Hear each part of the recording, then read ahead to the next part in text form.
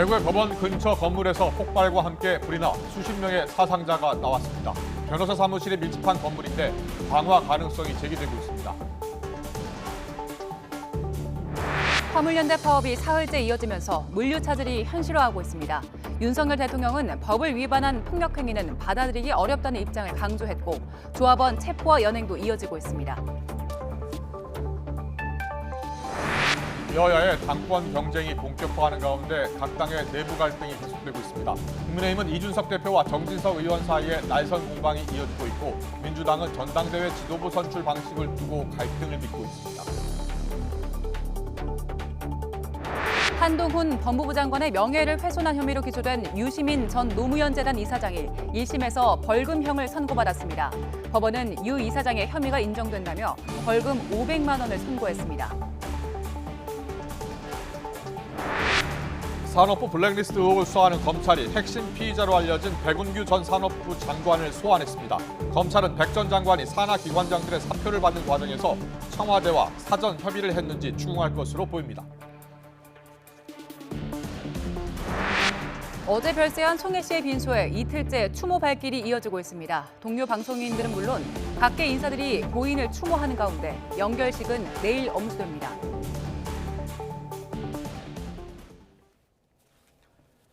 한동훈 법무부 장관의 명예를 훼손한 혐의로 기소된 유시민 전 노무현 재단 이사장이 1심에서 벌금형을 선고받았습니다. 재판부는 유 전 이사장의 발언이 여론 형성 과정에 영향을 줬다고 판단했습니다. 취재기자 연결합니다. 윤혜리 기자.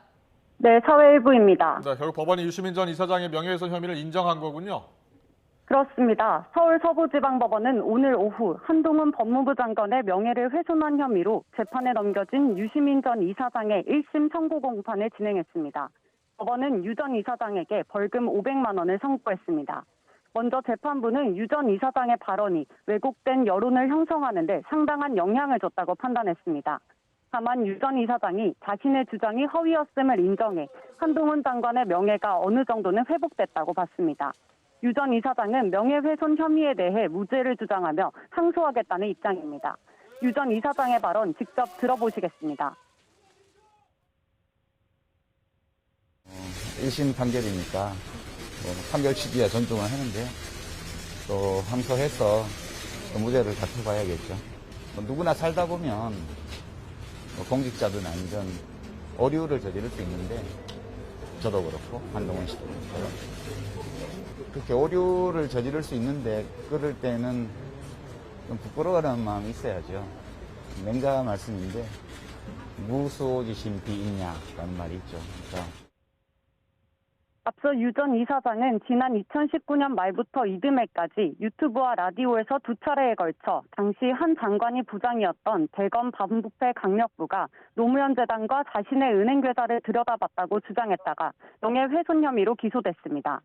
재작년 8월 보수 성향의 시민단체가 유 전 이사장을 명예훼손 혐의 등으로 검찰에 고발했고 이후 약 2년간 법정 다툼이 이어졌습니다. 유 전 이사장은 지난해 1월 노무현 재단 홈페이지에 사과문을 올려 과도한 정서적 적대감에 사로잡혀 논리적 확증 편향에 빠졌다며 자신이 제기한 의혹이 사실이 아니었다고 인정했습니다. 유 전 이사장은 지난달 초 법정 최후 진술을 통해서도 자신의 주장이 허위였다는 점은 인정하지만 한동훈 장관의 명예를 훼손했다고 생각하지 않는다며 자신이 한 일에 후회는 없다고 말했습니다. 검찰은 유 전 이사장이 아무 근거 없이 허위 발언을 해 수사의 독립성과 공정성, 신뢰에 큰 영향을 미쳤다며 징역 1년을 구형했습니다. 지금까지 사회일부에서 전해드렸습니다.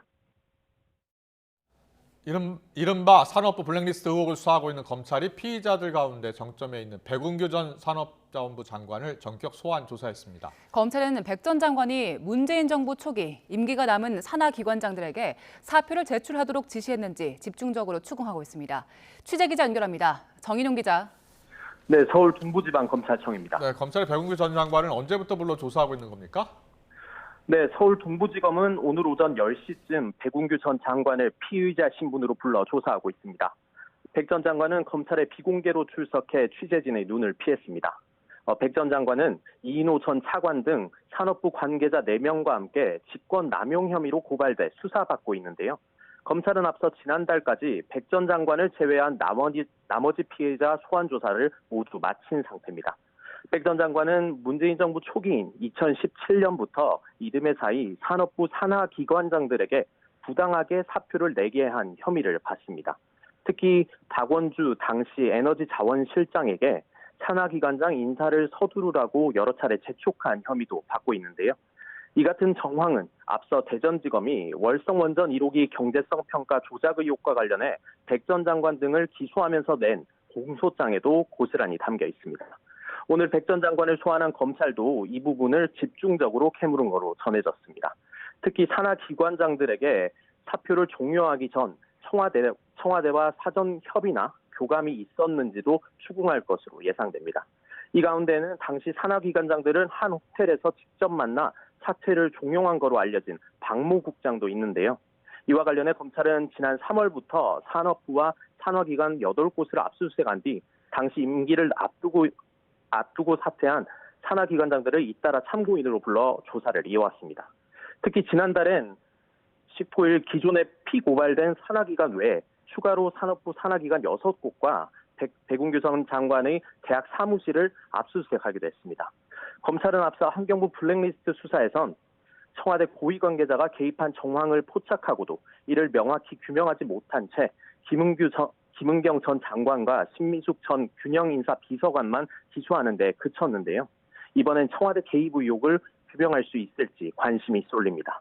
지금까지 서울 동부지검에서 전해드렸습니다. 1980년대 전두환 정권 시절 불량배를 소탕하겠다면서 만든 삼청교육대가 그 자체로 위법이고 입소자는 모두 피해자라는 국가기관의 판단이 처음으로 나왔습니다. 삼청교육대의 인권 침해 사실을 국가가 공식적으로 인정한 셈이어서 관련 소송도 잇따를 걸로 보입니다. 어떤 의미가 있는지 취재기자 연결해서 알아봅니다. 강민경 기자. 네, 사회 일부입니다. 진실화해위원회가 삼청교육 피해를 공식적으로 인정했습니다. 어떤 의미가 있습니까? 네, 국가기관인 2기 진실화해를 위한 과거사 정리위원회가 1980년대 발생한 삼청교육 사건을 위법한 공권력의 행사로 발생한 대규모 인권 침해 사건이라고 공식적으로 정의했습니다. 전두환 정권이 만든 삼청교육대가 그 자체로 위법이고 강제 수용된 사람들은 모두 피해자란 사실을 국가기관이 처음으로 인정한 겁니다. 1980년 8월 삼청교육대 출범 당시에 전두환 정권은 불량배를 소탕하려는 목적이라고 주장했지만 실제로는 영문도 모른 채 끌려온 시민이 대다수였습니다. 거리에 침을 뱉거나 머리가 길다는 이유로 젊은 청년들이 잡혀가서 사실상 강제 수용소 생활을 해야 했는데요. 이렇게 붙잡혀서 1981년 1월까지 군 부대 강제 노역에 동원되거나 인권 침해를 당한 시민은 4만여 명 정도로 추정됩니다. 또 가혹행위를 견디지 못해 사망한 피해자만 최소 421명에 달합니다. 그러나 정부는 그동안 삼청교육 자체가 국가의 인권 침해였다는 걸 제대로 인정한 적이 없습니다. 지난 2018년 말 대법원이 삼청교육의 법적 근거인 개헌포고 13호를 위법으로 판단하긴 했지만 사법부의 결정이라서 가해자인 국가의 공식 인정과는 거리가 있습니다. 그런 만큼 독립적 국가기관인 진실화해위원회가 삼청교육대를 인권 침해로 규정한 이번 결정은 향후 상당한 파장이 예상됩니다. 네, 인권 침해가 처음으로 공식 인정된 거면 당시 피해자들은 그동안 손해배상을 받지 못한 겁니까? 아닙니다. 지난 2004년 삼청교육 피해자법이 만들어지긴 했습니다. 그러나 강제 입소자 4만여 명 가운데 피해자로 인정을 받은 경우는 고작 3,600여 명에 불과했습니다. 법 제정 당시에 삼청교육 피해자의 법적 정의를 삼청교육에 의해서 다치거나 또는 사망한 자로만 제한했기 때문입니다.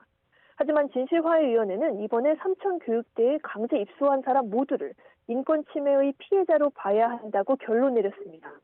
그러면서 삼청교육 피해자법에 대해서도 개정해야 한다고 권고한 상태입니다. 진실화해위원회의 권고에 따라 삼청교육 입소자 모두가 법적 피해자로 인정된다면 4만여 명의 입소자들과 그 가족들은 앞으로 국가를 대상으로 손해배상 소송을 적극적으로 제기할 걸로 보입니다. 40여 년간 고통을 호소해온 삼청교육 피해자와 가족들이 이번에는 국가로부터 제대로 된 명예회복과 보상을 받을 수 있을지 관심이 쏠립니다. 지금까지 사회 1부에서 YTN 강민경입니다. 조직 문화와 기존 관행까지 뿌리부터 바꿔내는 개혁의 마중물이 되어야 할 것입니다.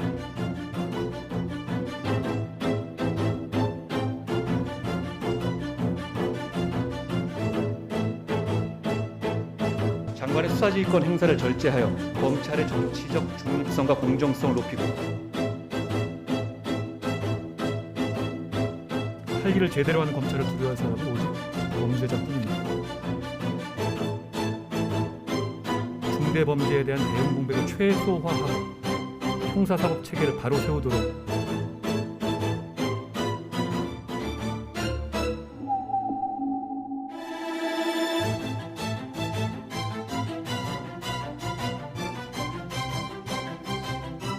한동훈 법무장관이 앞으로 그 법무장관 직책을 수행하면서 어떻게 국민의 눈에 비치느냐에 따라서 본인도 별의 순간을 잡을 수도 있다고 봐요.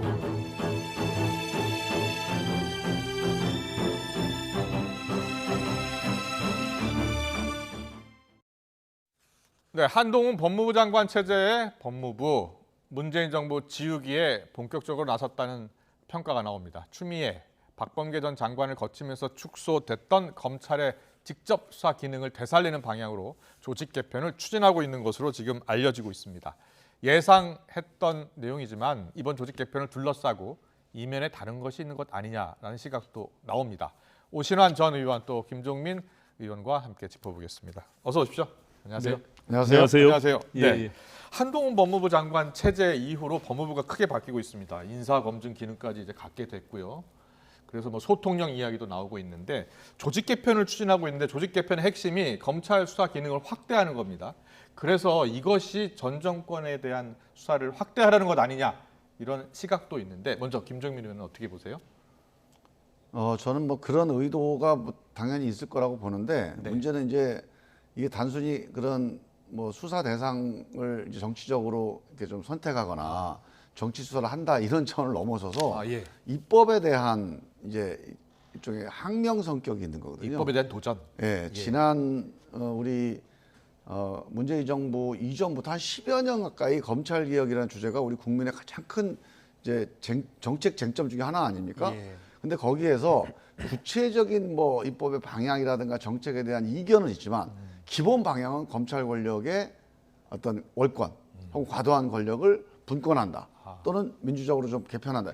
이건 우리 오신환 의원님도 예. 다 동의했던 공감대가 있는 건데 네. 그중에 핵심이 이제 직접 수사를 축소하거나 아니면 직접 수사를 안 한다. 이게 기본 입법 방향이에요. 네. 그 입법이 계속 이루어져 왔습니다. 예. 근데 지금 처음 그 입법을 단순히 그냥 요거는 좀 부작용이 있으니까 이 정도는 좀 해보겠다가 아니고 아예 정면으로 지금 도전하고 있잖아요. 예. 100% 실패합니다. 100% 실패할 법치국가에서 이런 입법에 대한 도전이 성공할 수가 없어요. 특히 행정권이 그렇군요. 다른 예. 장관도 아니고 법무부 장관은 법에 의한 법의 지배, 법에 의한 지배가 아니고 법의 지배, 법이 지배하는 법치를 수호하는 게 법무부 장관의 가장 큰 정의 구현의 이제 그 중요한 그 핵심 과제인데 법이 만들어졌는데 내가 동의하지 않는 법이라고 해서 행정권으로 다르게 어떻게 도전해 보겠다.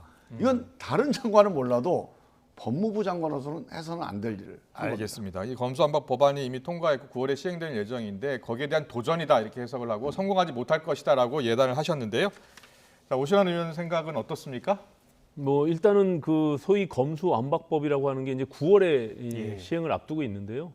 현재까지는 6대 범죄 내에서 법률의 제한 안에서 이제 행정 권력으로서 할 수 있는 여러 가지 기능들을 지금 복원하는 그런 과정인 것 같고요.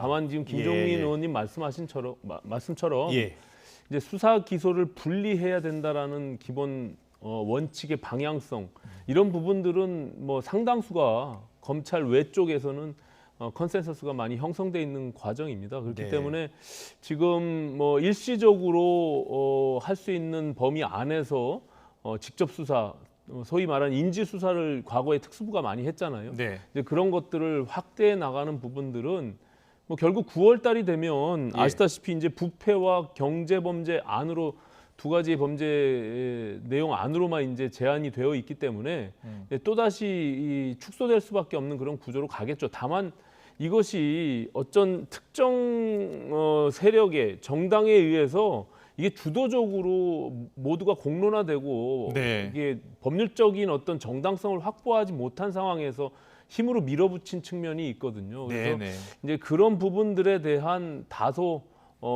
나름대로의 이 한동훈 법무부 장관의 본인의 소신 이런 것들이 좀 겹치지 않았나 이렇게 보여집니다. 알겠습니다. 수사권 기소권 분리의 큰 방향은 맞는데 약간의 이 평가에 대해서는 좀 엇갈렸습니다. 그런데 오늘 한동훈 법무부 장관 명예훼손 혐의 유시민 전 이사장 1심에서 벌금 500만 원 나왔잖아요. 조금 전 속보로 전해드렸기 때문에 두 분의 평가를 짧게 좀 들어보겠습니다. 김종인 의원님은 명예훼손 1심에서 500만 원 지금 선고 받았거든요. 어떻게 보셨어요? 저는 저기 이제 한동훈 씨가 이제 공직자였잖아요. 네. 근데 이제 우리나라 법원이 일반 시민들의 명예훼손 피해에 대해서도 저렇게 신속하고 저렇게 후하게 벌금을 내릴지 지켜보겠습니다. 아, 다른 사건, 비슷한 사건에도? 네. 예. 오신환 의원님은요?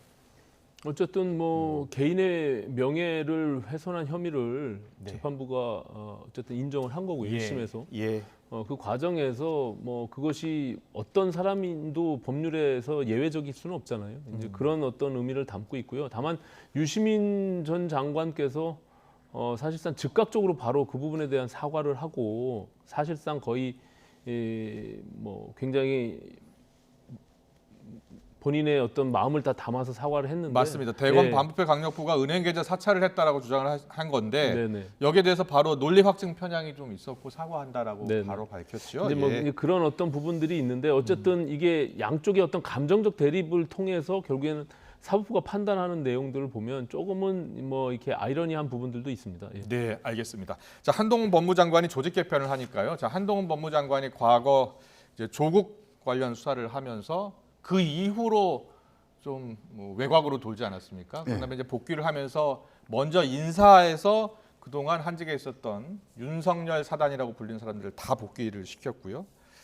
그 가운데 한 명이 이복현 부장검사가 있었는데 이복현 검사 보니까 신임 금감원장이 됐더라고요. 그런데 기자들의 일문일답에 라임 옵티머스 사태에 대해서 점검해 보겠다라고 이야기해서 자, 라임 옵티머스 사건은 대표적인 문재인 정부 때 일어난 사건이었거든요.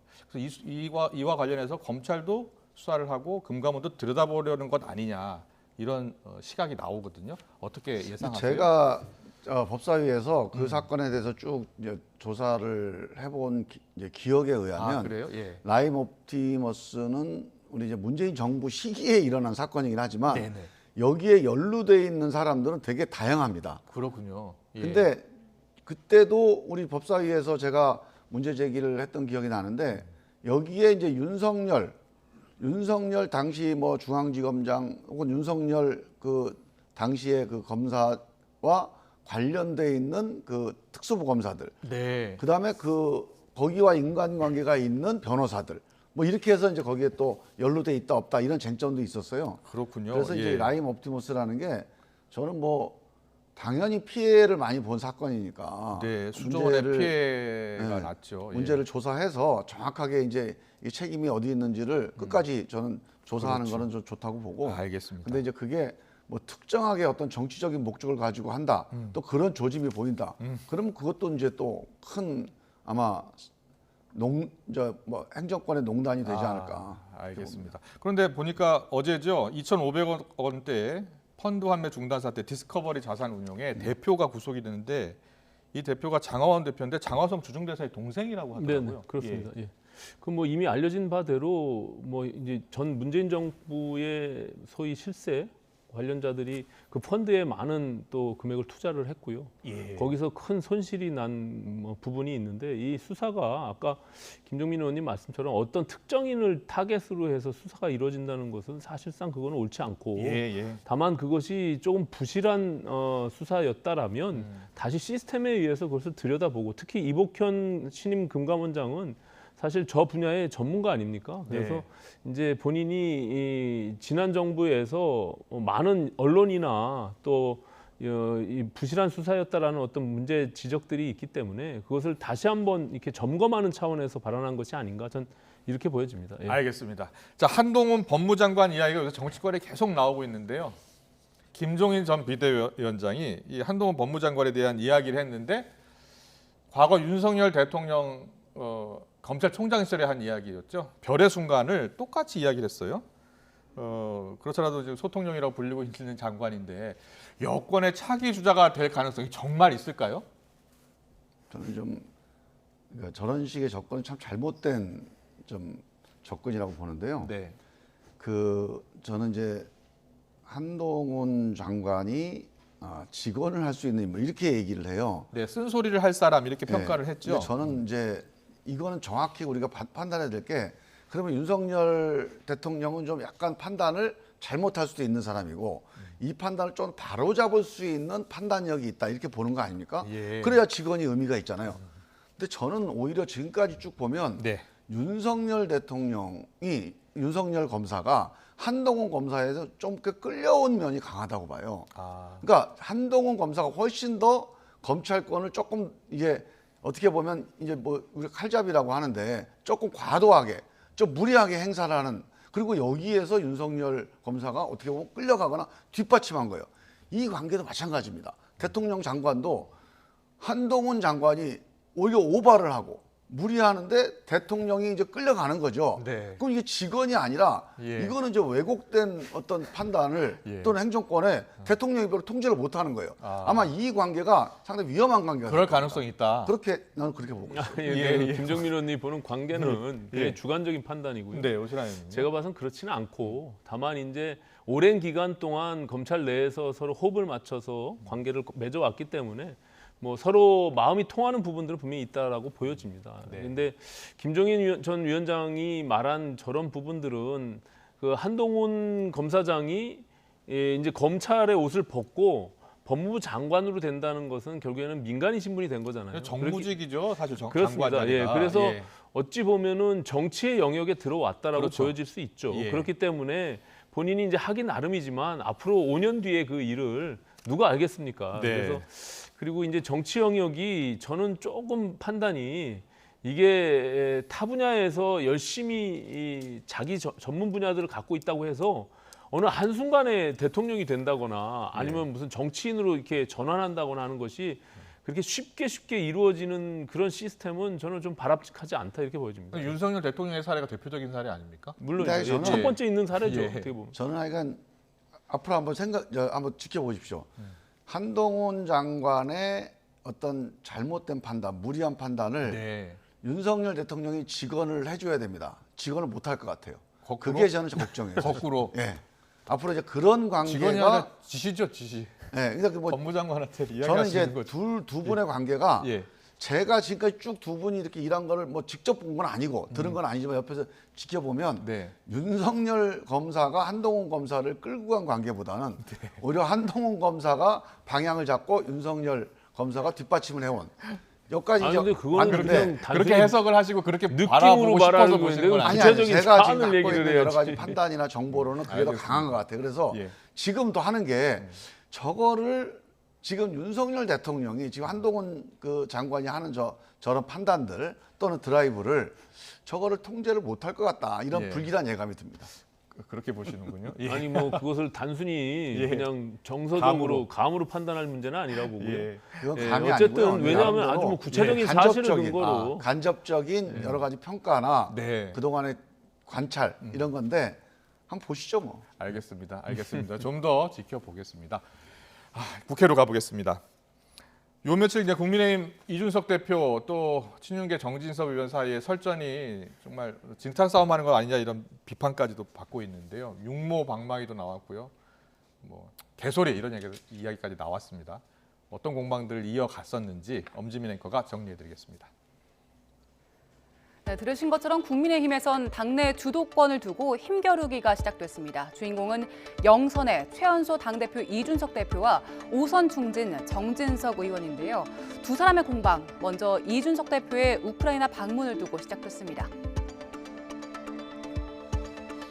그 지방선거 직후에 과연 우크라이나를 제일 먼저 달려가는 것이 우선순위였을까. 지방선거의 민의를 다시 곱씹으면서 어떻게 하면 윤석열 정부를 튼실하게 뒷받침할까 하는 그런 집권 여당의 책임과 역할을 고민하고 토론하는 그런 거를 좀 먼저 해야 될 게 아닌가. 정당 외교 차원에서 와서 지지를 표명하고 우리 한국이 재건 사업이라는 데 참여할 수 있는 것이 무엇인지 살피는 것이 왜 자기 정치입니까? 선거 전에 가면 전에 갔다 뭐라 할 것이고, 선거 끝나고 가면 끝나고 갔다 뭐라 할 것이고. 이번 지방선거에서 큰 승리를 거둔 국민의힘. 이준석 대표는 민주당보다 먼저 혁신을 외치면서 혁신위원회를 띄웠는데 그 구성과 활동 범위를 두고 갈등이 불붙었습니다.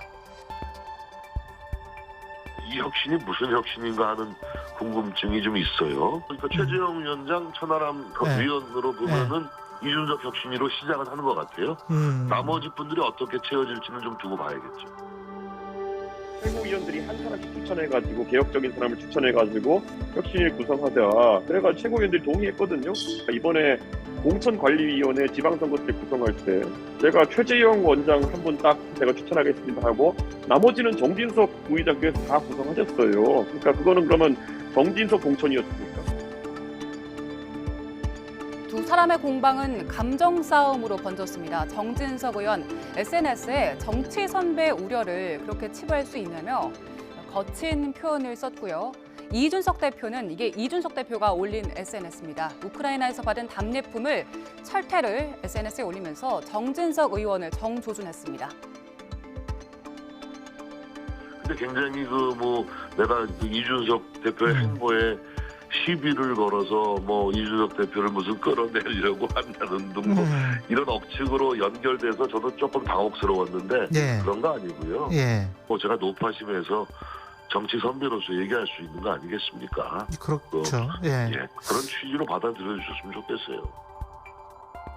지금 중간에 보면 선배로서 무슨 이런 어른으로서 이런 얘기들이 나오는데 그건 최근에 변화한 당의 모습 속에서 나이로 누구 찍어내리려고 그러고 선배 후배 이렇게 이야기하는 것은 제가 먼저 뭐라 한 것도 아니지 않습니까? 이렇게 두 사람의 설전이 격화하자 국민의힘 원내수장인 권성동 원내대표도 나섰습니다. 당내엔 다양한 의견이 존재하기 때문에 지도부가 개별적으로 비판을 폭넓게 받아들여야 한다면서도 양쪽에 자제를 요청한 겁니다. 그냥 저는 감정 싸움을 그러지 않았으면 좋겠다. 그리고 모든 비판에 대해서 또 반박을 하면 되는 것이고 거기에 대한 판단은 당원들과 의원들과 국민이 할 것이다 이렇게 보고 있습니다. 네, 이거는 이준석 대표가 귀국 전 올린 SNS 그리고 정진석 의원이 오늘 오전에 올린 SNS입니다. 이준석 대표 귀국길 SNS에 양비로는 사양한다면서 추가 대응을 예고했습니다. 다만 정진석 의원은 이준석 대표에 대한 직접적인 반박은 하지 않았습니다. 대신에 경제 위기를 언급하면서 민생이 최우선이라고만 했습니다. 이준석 대표와 정진석 의원의 힘겨루기 2라운드가 다시 시작될지 아니면 권성동 원내대표의 바람대로 다시 수면 아래로 내려갈지 주목됩니다. 이준석 대표 잠시 뒤에 귀국합니다. 네, 이준석 대표가 우크라이나에서 오후 5시쯤에 귀국을 한다고 합니다. 자, 이긴 당은 이긴 당대로 또 패한 당은 패한 당대로 아주 복잡합니다. 당내 구조가요. 오신환 전 의원님께 여쭤보겠습니다. 지방선거가 끝나자마자 이준석 대표 조기 사퇴론 이야기도 나오고 또 정진석 의원이 이준석 대표가 우크라이나 간 사이에 상당히 좀 비판하는 그런 글을 올리고 당내 갈등 양상이 나타나고 있는 것 같거든요. 어떻게 보고 계세요?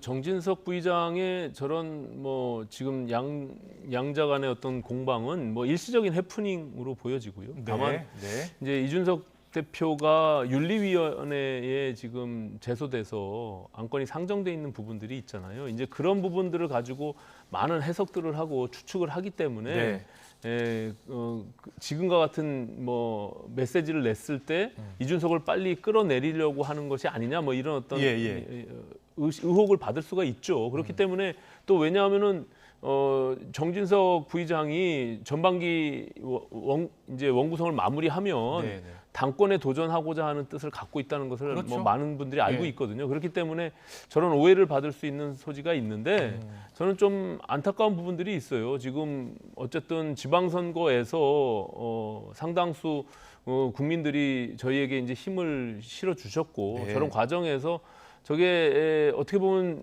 이게 이중적 지위를 갖고 있는 거거든요. 정치 선배로서의 정진석 부의장과 이준석의 후배 정치인과의 관계, 또 아니면 당 대표로서 공인으로서의 어떤 부분과 또 5선의 국회의원과의 이런 관계들이 복합적으로 있다 보니까 저것이 다소 감정적인 대응들로 비춰질 부분들이 있어요. 그렇죠. 우리 그렇죠. 당으로도 왜냐하면 공인으로서는 당 대표와 국회 부의장과의 어떤 관계니까 그렇기 때문에 조금은 자제할 필요가 있지 않나 저는 이렇게 보여집니다. 당 대표와 5선 의원 간의 갈등 경론 같지 않아요. 보면 조금 뭐 X 소리도 쓰고 육모방망이도 등장하고요. 네, 누구 책임이 더 크다고 보세요, 김종민 전 의원? 둘 다 잘못하는 거죠. 의원님, 저는 이제 저 사안에 대한 저런 이견이 충돌하는 건 아주 정상이라고 봐요. 네. 우크라이나를 간 거에 대해서. 예. 저도 잘 이해가 안 가는데 예. 그러니까 이준석 대표가 저도 상당히 기대를 많이 하고 있는 정치인인데 왜 약간 갔을까? 매사에 좀 이벤트 정치가 너무 강한 거 아니냐. 네, 네. 그래서 이벤트로 사람들 마음을 모아내는 거에 너무 치중하면 네. 그건 이제 뭐 개별 정치인들이 그건 모르지만 네. 당 대표나 지도자들이 그러면 정치 전체가 흐트러지거든요. 그런 점에서 좀 걱정되는 면이 있고 네. 또 이제 뭐 혁신위 문제도 당내에서 혁신위의 방향에 대해 이견이 있을 수 있으니까 저는 정진석 의원이 제안한 문제 제기한 것 자체는 네. 뭐 저는 있을 수 있는 일이다. 그리고 거기에 대해서 또 이준석 대표가 뭐 생각이 다르다. 네. 뭐 이러면서 논쟁할 수 있는 거라고 보는데 네네. 그 방식의 문제는 그 방식이 지금 말씀하셨듯이 정치 선배라는 말이 나오는 순간 이게 뭐냐 무슨 선배가 뭐 얘기하면 들어야 되냐 이런 이제 예. 쓸데없는 쟁점이 생기잖아요. 네, 네. 그러니까 이거는 잘못하신 것 같고 예. 또 이준석 대표도 자꾸 어떤 거에 대해서 이준석 대표가 그런 그 어떤 조롱하고 야유 이게 말 기술을 가지고 상대를 이겨보려는 이 욕망을 자제를 못해요 잘. 근데 이것도 네. 그냥 30대 비대위원 정도였으면 좋은데 이게 지금 이제 당대표였으면 이 말기술 가지고 이 논쟁을 끌고 가는 거를 정말로 자제해야 됩니다. 그래서 저는 이 형식에서는 두 분 다 조금 돌아볼 필요가 있다. 네, 네. 네. 정치권에서 뭐 다양한 의견 제시 있을 수 있고 토론할 수 있는데 품격 있는 어떤 대화가 좀 됐으면 좋겠다. 두 분 다 그렇게 이야기를 해주셨습니다. 김종민 의원님, 근데 민주당 상황이 더 녹록지 않은 것 같아요. 네, 지금 우리가 졌으니까 더 심각하죠, 당연히. 예, 보니까 우리 김종민 의원님께서는 골문 민주당 친문이냐 이재명이냐 따지면 당이 곧 망할 것이다 이렇게 쓴소리를 하셨어요. 지금 당 상황은 어떻게 돌아가고 있는 겁니까? 좀 제가 뭐 과도한 표현을 한 거긴 하지만, 그러니까 지금 개파 싸움으로 흐르면 안 된다. 네. 이거는 분명한 것 같아요. 예, 예. 그거에 대해서는 뭐 당원들이나 의원들이나 다 공감대가 있고 실제로 뭐 개파 싸움을 하고 있는 건 아닙니다. 왜 졌는지 그리고 이게 엄청난 민심의 위반이거든요. 단지 선거 한 번 진 게 아니에요. 근데 개파 싸움은 아니라고 하시는데 그 개파별로 목소리가 너무 달라서 싸움처럼 보이거든요. 근데 그거는 이제 논쟁이니까 네. 토론을 해야 되죠. 근데 네. 토론에 이견이 있는 거고 이견이 이제 그룹화돼 있잖아요. 네. 세력화돼 있는 건데 저는 이 과정이 좀 공개적으로 토론이 되면 국민들이 공개 토론. 내용을 가지고 판단하는 시기가 올 거라고 봐요. 그렇군요. 그렇군요. 예, 지금 이걸 갖다가 이제 문제는 뭐냐면 네. 이제 국민들이 논쟁을 잘 지켜보시면 토론을 지켜보시면 이런 게 나옵니다.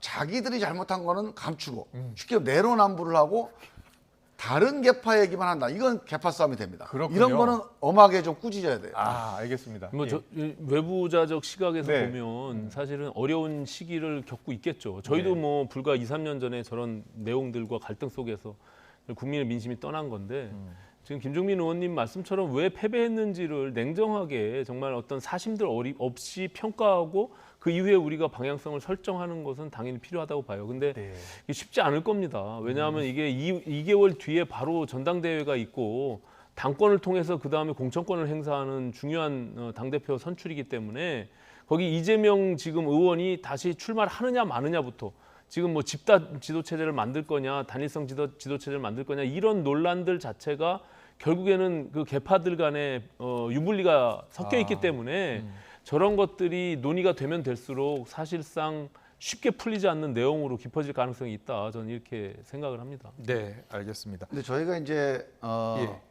이거를 크게 보면요. 토론하는 겁니다, 지금. 졌는데 토론이 없다. 안에서 자기들끼리 뭔가 또 다시 이렇게 봉합해서 간다. 이거는 제가 보기엔 국민들의 이 민심에 대해서 불성실한 거고 어떻게 보면 민심에 대해서 이제 이거 수용을 안 하는 거라서 저는 토론을 하는 거는 저는 상당히 중요하다고 봐요. 예. 토론할 때 성역이 없어야 됩니다.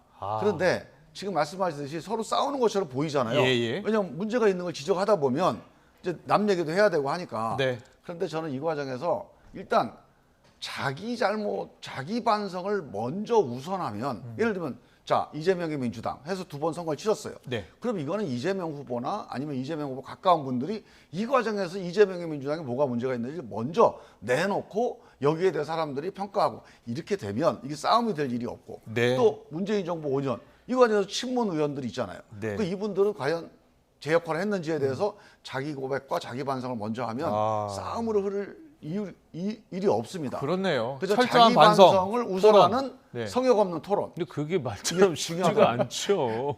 그 공개 토론 하면 좋겠는데. 그리고 그 근데 거기에 오신환 의원은 별로 안 바라는 것 같은데 아니, 우리는 그렇잖아요. 이 길로 가야 되기 때문에 아니. 이걸 돌파를 해야 됩니다. 그리고 그렇군요. 그게 이제 예. 특정인 사람이 거기에 정점에 있기 때문에 그 지지층, 강성 지지층들이 또 다 동의하지 않는 부분들이 있어요. 그래서 저게 뭐 제가 바라고 바라지 않고 이런 문제가 아니라 네. 사실 어려운 시기를 또 겪게 될 것이다. 이런 뭐 좀 위안이 되는 말을 네. 드리는 겁니다. 어제 박성준 의원 출연하셔서 죽음의 계곡을 건너는 중이다 이렇게 이야기하더라고요. 그만큼 당이 어렵다는 얘기인데 말씀하신 내용 정말 철저한 반성과 그리고 성역 없는 토론. 근데 일단 민주당도 새로운 기회가 될 수 있겠죠. 저는 네. 이게 전화위복이 될 거라고 봐요. 지금 이제 국민의힘이 이걸 약간 즐거운 마음으로 쳐다볼지 모르겠는데 네. 민주당이 이런 기회가 아니었으면 정말 근본적인 반성을 하기가 어려운 상황이 이번에야말로 정말 뿌리부터 한번 반성할 수 있는 기회니까 네. 전화위복이 될 수가 있죠. 네, 알겠습니다. 뭐 여러 가지 이야기를 지금 하고 있는데 딱 이슈 한 가지만 더 짚고 하겠습니다. 수백 원대 횡령 뇌물 혐의로 징역 17년 선고받았죠. 이명박 전 대통령 건강이 안 좋다면서 지금 형 집행정지를 신청한 상황인데 여권에서 다시 사면 이야기가 나오고 있고요. 윤석열 대통령이 어제 언급한 내용하고 오늘 내용이 좀 달랐습니다. 잠깐 듣고 오겠습니다.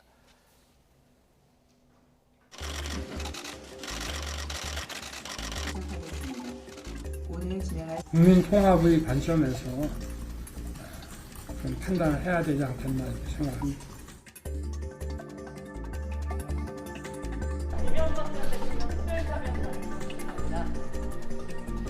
글쎄요, 뭐 거기에 대해서는 지금 언급할 문제는 아니라고 생각합니다.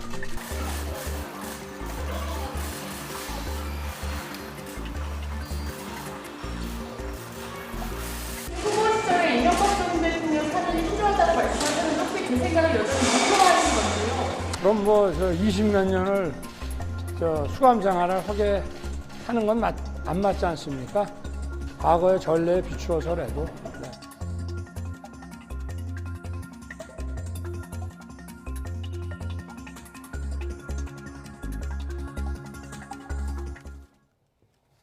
네, 지금 여권에서 이제 광복절 특사 이야기까지 나오는데요. 이명박 전 대통령 사면에 대해서 두 분의 생각을 짧게 들어보겠습니다. 먼저 김종민 의원님. 저는 참 황당한 게요. 네. 아니 전직 대통령 20몇 년이 수감이 좀 부당하면 윤석열 검사는 왜 구형을 그렇게 한 거예요? 그때 좀 풀어주지. 조사만 하고 예. 이런 문제가 있는데 뭐 반성도 하는 것 같으니까 풀어줍시다 하고 그렇게 얘기하지 왜 구형해서 이렇게 징역 살립니까? 네. 저는 저 얘기를 뭐 오신환 의원이 하면 모르니까 윤석열 대통령이 할 얘기가 아니야. 저거는 국민들이 얼마나 허탈하겠습니까? 그때는 검사였고 지금은 대통령이라서 이런 내로남불이 이렇게 어디가 얘기하는 거 세상에. 아닐까요? 그리고 네. 아니, 국민통합 얘기를 하잖아요. 네. 국민통합은 핵심이 뭐냐? 국민들의 마음을 모아낸다는 거 아닙니까? 그럼 국민들의 동의가 필요한데 국민들이 자 이명박 대통령이 지금 본인이던 사적인 어떤 뭐 재산이나 편취한 거 그리고 노무현 대통령의 보복 수사한 거 이런 거에 대해 반성하는 게 좀 있어야 되는데 일말의 반성도 없는데 국민들이 거기에 대해 분노한 국민들이 통합을 같이 강제로 해라? 저는 좀 문제라고 봐요. 네. 근데 김종민 의원님 말씀이 어떻게 보면은 한 정당의 정파적인 입장에서 자꾸 말씀을 하시기 때문에 네. 저는 좀 개인적으로 동의하기 어렵고 예. 어쨌든 사면은 네. 대통령이 헌법이 부여한 고유 권한입니다. 그리고 이제 검찰 신분으로서 구형을 했을 때와 이건 정치적으로 판단하는 또 사면의 영역은 또 다른 수가 있기 때문에 예. 저는 여러 가지 국민 통합의 측면들 그리고 고령인 점, 건강상의 이유 여러 가지 것들을 좀 판단해서 현명하게 대통령이 판단할 것이다 이렇게 봅니다. 알겠습니다. 반성과 사과 후에 사면을 해야 된다. 그게 국민 통합입니다. 알겠습니다. 두 분 말씀 아주 잘 들었습니다. 네, 지금까지 김종민 더불어민주당 의원, 오신환 전 의원과 함께했습니다. 잘 들었습니다. 감사합니다. 네, 고맙습니다. 감사합니다.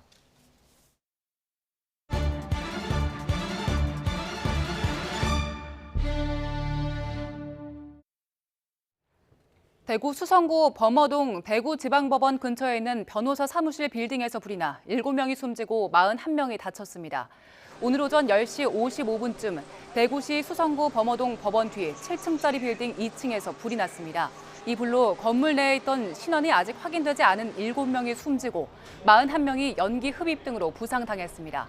경찰은 화재 발생 당시 의뢰인이 불만을 제기한 정황이 있었다는 점 등으로 미뤄서 방화 여부를 조사하고 있습니다. 추경호 경제부총리가 경제부처 장관들에게 담당 분야 물가 안정을 최우선 과제로 삼고 직접 책임진다는 자세로 총력을 다해달라고 당부했습니다. 직접 들어보시죠. 최근 물가가 국제유가, 원자재 가격의 고공행진 등 해외발 인프레 요인의 국내 전이가 지속되면서 많이 불안합니다. 모든 부처는 물가 안정을 최우선 과제로 삼고 소관 분야 물가 안정은 직접 책임진다는 자세로 총력을 다해 주시기 바랍니다. 한국방송광고진흥공사 코바코가 우수한 성과를 낸 벤처와 스타트업 기업을 선정해 수여하는 혁신 애드벤처상 시상식이 한국프레스센터에서 열렸습니다. 창의성과 대중성이 뛰어난 광고 마케팅을 통해 고용과 매출이 급성장한 기업으로 선정된 코리아테크가 대상을 받았고 그 외에도 9개 기업이 본상과 특별상을 수상했습니다.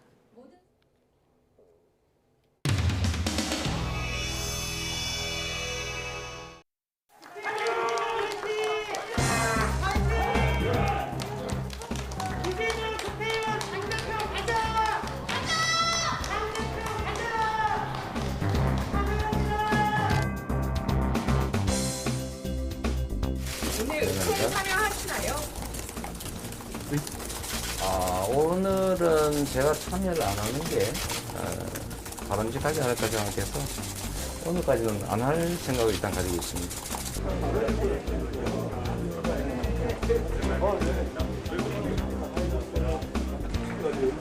언론이 나와 있는데 이거 말이야 공기가 빠져가지고 그런 얘기 제가 안 되겠어?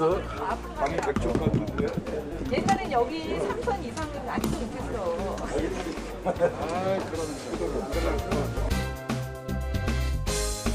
서울을 비롯해서 대통령 선거, 지방선거에 대해서 앞으로 이어질 많은 평가들이 일단 언론 공개는 지금 여기까지 하고요. 비공개로 전환한 이후에 이게 지금 비공개로 한 게 일부 의원님들 반대 때문에 그런 거예요? 의원들 사이에 공개 범위에 대해서 의견 차이가 좀 있었어요. 왜요? 각자 이제 판단이 다르니까요.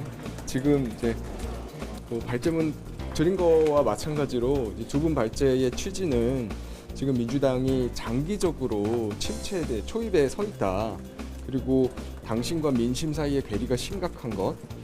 정말 민감한 얘기나 이런 걸 했으면 또 그런 걸 또 감추는 거 아니냐라는 또 그런 생각도 들고 그런 점에서 되게 부당하다는 생각이 들거든요. 지금 어떤 제한적인 비공개를 하는 것에 대해서 어떤 문제 제기인지 충분히 이해하고 있고요. 하여튼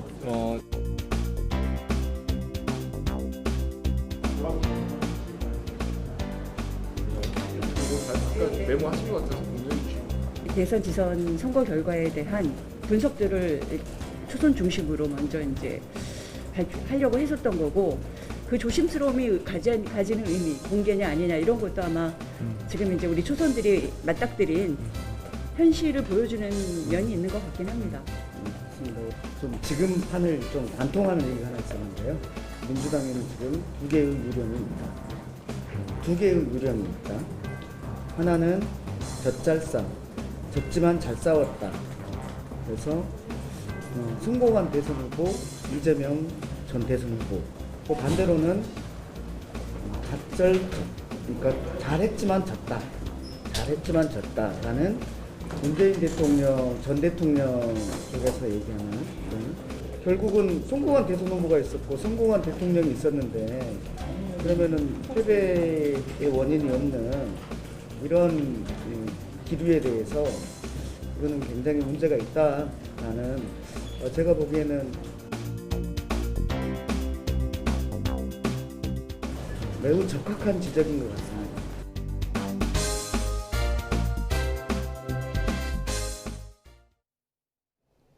현재 같은 서울이지만 소나기가 내리는 곳도 있고 흐리기만 한 곳도 있습니다. 대기 불안정으로 인해 지역별로 날씨 편차가 무척 큰데요. 오늘 저녁까지는 내륙 곳곳에 국지적으로 요란한 소나기가 지날 수 있겠습니다. 작은 우산 하나 챙겨 다니시는 게 좋겠습니다. 내일부터는 날이 다시 더워집니다. 내일 서울의 한낮 기온은 29도로 오늘보다 6도나 높겠고요. 예년 기온은 2도가량 웃돌겠습니다.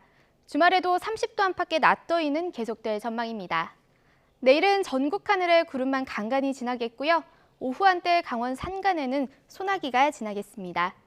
내일 아침 기온은 오늘과 비슷하거나 조금 높겠습니다. 서울 18도, 대전 17도, 대구 16도가 예상됩니다.